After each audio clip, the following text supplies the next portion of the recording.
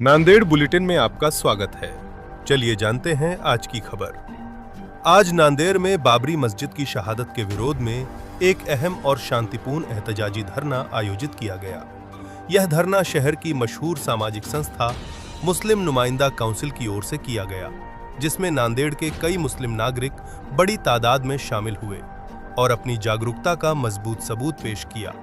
धरने में शामिल लोगों ने 6 दिसंबर 1992 की दर्दनाक घटना को याद करते हुए बाबरी मस्जिद की शहादत पर गहरा दुख और कड़ा गुस्सा जताया।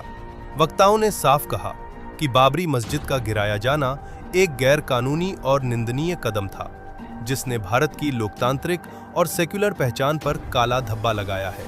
प्रदर्शनकारियों ने यह भी अफसोस जताया कि इस घटना में शामिल हिंदुत्ववादी गुंडों को रिहा कर दिया गया, जो न्याय की बुनियादी भावना के खिलाफ है। इस मौके पर मुस्लिम नुमाइंदा काउंसिल के जिम्मेदारों ने बाबरी मस्जिद की तारीख पर रोशनी डाली और सुप्रीम कोर्ट के फैसले का जिक्र करते हुए एक बड़ा सवाल उठाया। जब सुप्रीम कोर्ट ने माना कि बाबरी मस्जिद किसी मंदिर को तोड़कर नहीं बनाई गई थी, तो फिर मस्जिद की जगह मंदिर क्यों दिया गया? और जब अदालत ने खुद माना कि 6 दिसंबर को मस्जिद को गिराना गैरकानूनी था, तो फिर दोषियों को बाइज्जत बरी क्यों किया गया? धरने के आयोजकों ने कहा कि बाबरी मस्जिद की जालिमाना शहादत को कभी भुलाया नहीं जाएगा। यह कहानी आने वाली नस्लों को सुनाई जाती रहेगी। उन्होंने भरोसा जताया कि एक दिन बाबरी मस्जिद अपने ही स्थान पर दोबारा जरूर तामीर होगी। धरने में मौजूद लोगों ने पूरे जोश से नारे भी लगाए, बाबरी मस्जिद जिंदाबाद, इंसाफ दो, हम चुप नहीं बैठेंगे। नांदेड़ का यह धरना बाबरी मस्जिद की शहादत पर इंसाफ की मांग का एक मजबूत लोकतांत्रिक संदेश बनकर सामने आया। यह थी आज की अहम खबर। नांदेड़ बुलेटिन को सब्सक्राइब करें।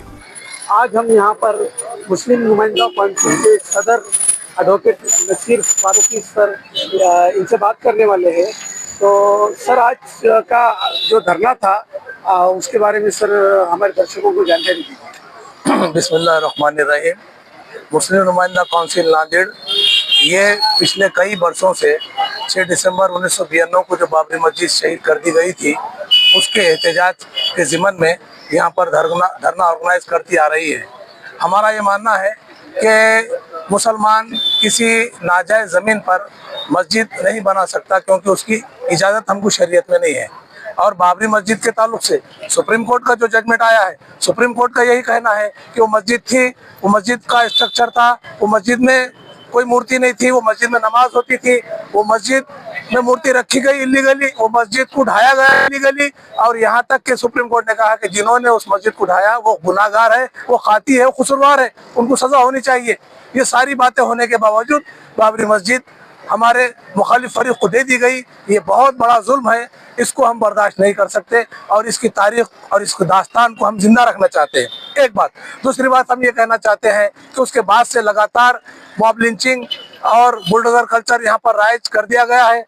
सैकड़ों मस्जिदों को निस्तनाबूद कर दिया गया है, मदारिस को बुलडोजर कल्चर से कुचला जा रहा है, कब्रस्तानों को निशाना बनाया जा रहा है, दरगाहों को निशाना बनाया जा रहा है। ये मुल्क में अनारकी पैदा करने की शऊरी तौर पे मौजूदा हुकूमत कोशिश कर रही है, जिसके खिलाफ आवाज़ बुलंद कर रहे हैं। और हमारा ये कहना है कि इंसाफ पसंद तमाम यहाँ के नागरिकों से कि वो आए और इस जुल्म के खिलाफ खड़े हो और इस जुल्म के खिलाफ आवाज़ बुलंद करे। इसलिए हम यहाँ पर जमा हुए। बहुत बहुत शुक्रिया।